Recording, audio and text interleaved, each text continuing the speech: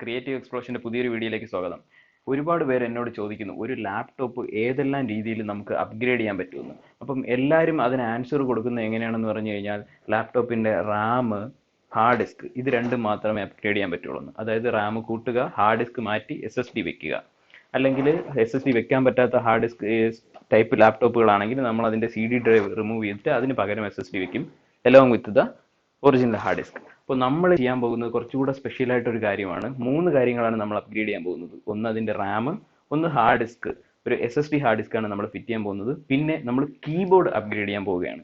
അതായത് നോർമലി വരുന്ന കീബോർഡിൽ ലൈറ്റുകളും കാര്യങ്ങളും ഒന്നും കാണത്തില്ലല്ലോ, അത് മാറ്റിയിട്ട് നമ്മൾ ഒരു ബാക്ക് ലൈറ്റ് പ്രൊവൈഡ് ചെയ്യാൻ പറ്റുന്ന ഒരു കീബോർഡ് കൂടെ അപ്ഗ്രേഡ് ചെയ്യാൻ പോവാണ്. അപ്പോൾ നമുക്ക് വീഡിയോയിലേക്ക് കിടക്കാം. അപ്പോൾ നമുക്ക് ഈ A315 ലാപ്ടോപ്പിന്റെ വിശേഷങ്ങളിലേക്ക് കിടക്കാം. ഓക്കെ, വളരെ മികച്ചൊരു മാനുഫാക്ചറിംഗ് ആണ് ഇതിന് കൊടുത്തിരിക്കുന്നത്. നിങ്ങൾക്ക് ഇവിടെ കാണാം, ഇതിന്റെ സ്ക്രീൻ ടു ബോഡി റേഷ്യോ കാണാം. വളരെ ചെറിയൊരു റേഷ്യോ ആണ് കൊടുത്തിരിക്കുന്നത്. നല്ലൊരു മാനുഫാക്ചറിങ് ഒരു ഫീലിംഗ് അതിൽ കാണാം. ഒരു പ്രീമിയം ലുക്ക് നമുക്ക് ഇത് കാണാം. ഇതിന്റെ മേളിലായിട്ട് നമുക്ക് ഇന്റൽ കോർ i3 7th ജനറേഷന്റെ ഒരു പ്രോസസ്സർ കാണാം. ഇതൊരു 7th ജനറേഷൻ പ്രോസസ്സർ ആണ്. പ്രോസസ്സർ മോഡൽ വന്നിട്ട് i3 7020U ആണ്. ഒരു ഡുവൽ കോർ പ്രോസസ്സർ ആണ്. പ്രോസസിംഗ് സ്പീഡ് വന്നിട്ട് 2.30 GHz ആണ് വരുന്നത്. ഒരു 3 MB ക്യാഷും മെമ്മറിയും ഇതിനുണ്ട്. നമുക്ക് കാണാം ഇതിന്റെ ഒരു മാനുഫാക്ചറിങ് ക്വാളിറ്റി നമുക്ക് കാണാം. കാരണം എത്രത്തോളം സ്ലിം ആണ് ഈ ഒരു ഡിവൈസ് എന്ന് നമുക്ക് കാണാം. ഇതൊരു 15 ഇഞ്ച് ലാപ്ടോപ്പ് ആണ്. നമുക്ക് ഇതിനൊരു 15 ഇഞ്ച് മാക് ബുക്ക് പ്രോയുമായിട്ട് കമ്പയർ ചെയ്യാം. ഇതിന്റെ ബോഡി ഇപ്പോൾ തന്നെ നിങ്ങൾക്ക് കാണാൻ പറ്റും.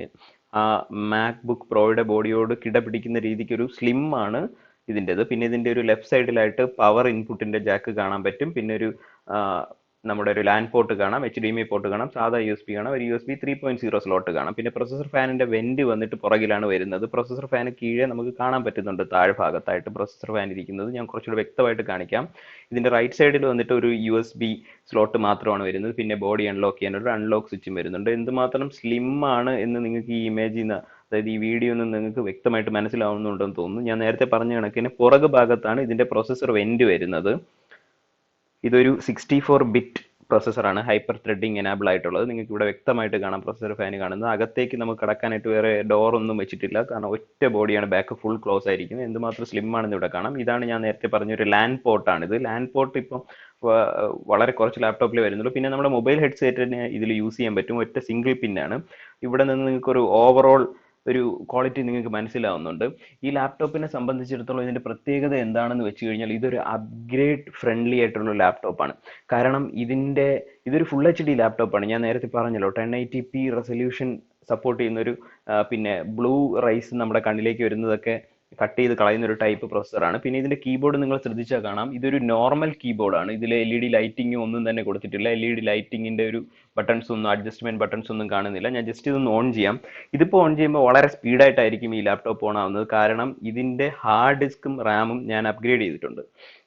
അതായത് കുറച്ചുകൂടെ വ്യക്തമായിട്ട് പറയുകയാണെങ്കിൽ ഇതിലൊരു ഇൻബിൽട്ട് ആയിട്ട് ഒരു 4GB റാമും ഒരു 1TBയുടെ സാറ്റ നോർമൽ ഹാർഡ് ഡിസ്കുമായിട്ടാണ് ഈ ലാപ്ടോപ്പ് വരുന്നത്. അപ്പോൾ ഞാനിത് ഓപ്പൺ ചെയ്ത് നോക്കിയപ്പോഴത്തേക്കും എനിക്ക് മനസ്സിലായതെന്ന് പറഞ്ഞ് ഈ 1TB ഹാർഡ് ഡിസ്ക് അതിനകത്ത് ഉണ്ടെങ്കിൽ തന്നെ ഇതിനകത്തൊരു M.2 സ്ലോട്ട് ഉണ്ട്. അപ്പോൾ ഞാൻ ആ M.2 സ്ലോട്ടിൽ ഒരു സാറ്റ SSD മേടിച്ചു വെച്ചു. M.2 സാറ്റ SSD മേടിച്ചു വെച്ചു. കുറച്ചുകൂടെ വ്യക്തമായിട്ട് നിങ്ങൾക്ക് കേൾക്കാം. M.2 സാറ്റ SSD 120GBയുടെ ഒരു SSD ആണ് ഞാൻ മേടിച്ചു വെച്ചത്. ഈ SSDക്കകത്താണ് ഞാൻ ഇതിന്റെ OSും മറ്റ് ഇൻസ്റ്റാൾ ചെയ്തിരിക്കുന്ന സോഫ്റ്റ്വെയറുകളും എല്ലാം ഹോൾഡ് ചെയ്തിരിക്കുന്നത്.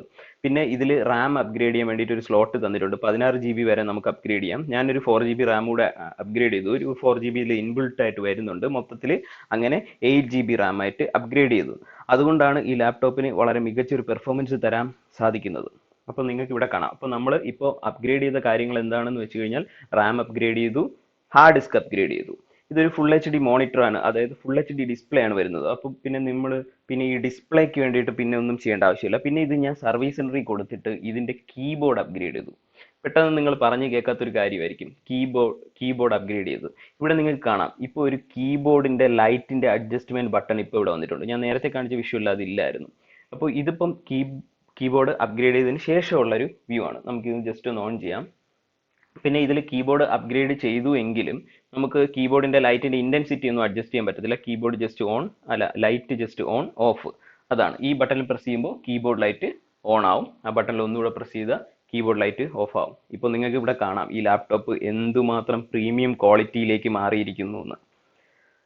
പ്രീമിയം ലാപ്ടോപ്പുകളിൽ വരുന്ന ഇതൊരു 15 ഇഞ്ച് ലാപ്ടോപ്പാണ്. ഞാൻ നേരത്തെ പറഞ്ഞു സാധാരണ 15 ഇഞ്ച് ലാപ്ടോപ്പുകളെല്ലാം ഒരു വലിയ സൈസാണ്, കുറച്ച് ഹെവിയാണ്. ഈ ലാപ്ടോപ്പ് നമുക്കിവിടെ കാണാം വളരെ ഒരു പ്രീമിയം ക്വാളിറ്റിയിലേക്ക് മാറിയിരിക്കുകയാണ്.